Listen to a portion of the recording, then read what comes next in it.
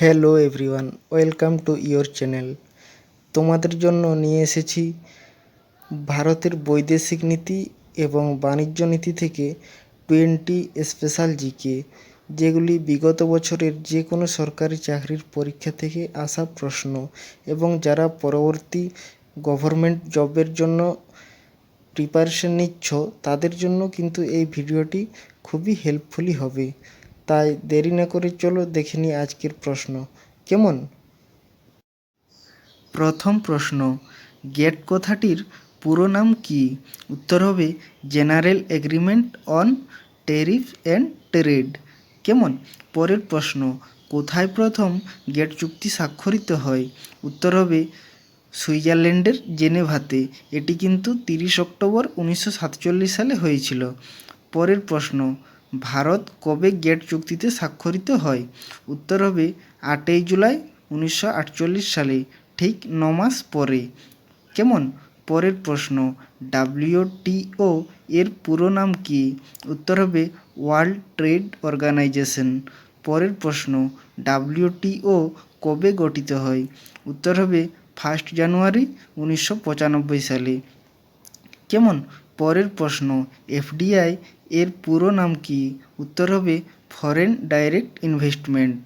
পরের প্রশ্ন, FPI এর পুরো নাম কি? উত্তর হবে ফরেন পোর্টফোলিও ইনভেস্টমেন্ট। কেমন? পরের প্রশ্ন, ভারত কোন দেশ থেকে সর্বাধিক খনিজ তেল আমদানি করে? উত্তর হবে ইরাক। পরের প্রশ্ন, ভারতের বৃহত্তম তেল উত্তোলনকারী সংস্থা কোনটি? উত্তর হবে ONGC, oil and natural gas corporation. কেমন? এটির কিন্তু সদর দপ্তর নিউ দিল্লিতে অবস্থিত। তোমরা কমেন্টে জানাও ONGC কত সালে প্রতিষ্ঠিত হয়েছিল। কেমন? পরের প্রশ্ন, ভারত কোন দেশে সর্বাধিক রপ্তানি করে? উত্তর হবে মার্কিন যুক্তরাষ্ট্র। আর আমদানি করে কোন দেশে? সেক্ষেত্রে উত্তর হবে চীনে। কেমন? পরের প্রশ্ন, কোন দেশ থেকে ভারত সর্বাধিক সোনা আমদানি করে? উত্তর হবে সুইজারল্যান্ড। পরের প্রশ্ন, ভারতের বৃহত্তম তৈল শোধনাগার কোনটি? উত্তর হবে জামনগর। এটি কিন্তু গুজরাট রাজ্যে অবস্থিত। কেমন? পরের প্রশ্ন, ভারতের বৃহত্তম ট্রেডিং পার্টনার কে? উত্তর হবে USA। পরের প্রশ্ন, কত সালে ভারত এক্সপোর্ট প্রসেসিং জোন স্থাপিত হয়? উত্তর হবে 1965 সালে। কেমন? পরের প্রশ্ন, ভারত কবে স্পেশাল ইকোনমিক জোন আইন প্রণয়ন করে? উত্তর হবে 2005 সালে। কেমন? পরের প্রশ্ন, ভারতের কয়টি SPZ অঞ্চল আছে, মানে স্পেশাল ইকোনমিক জোন?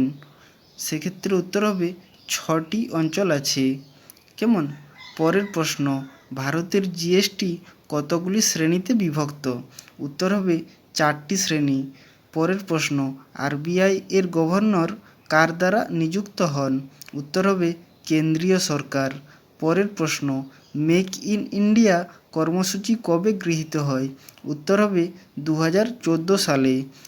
পরের প্রশ্ন এবং আমাদের শেষ প্রশ্ন, ভারতের কোন রাজ্য সর্বাধিক GDP উৎপন্ন করে, মানে গ্রস ডোমেস্টিক প্রোডাক্ট?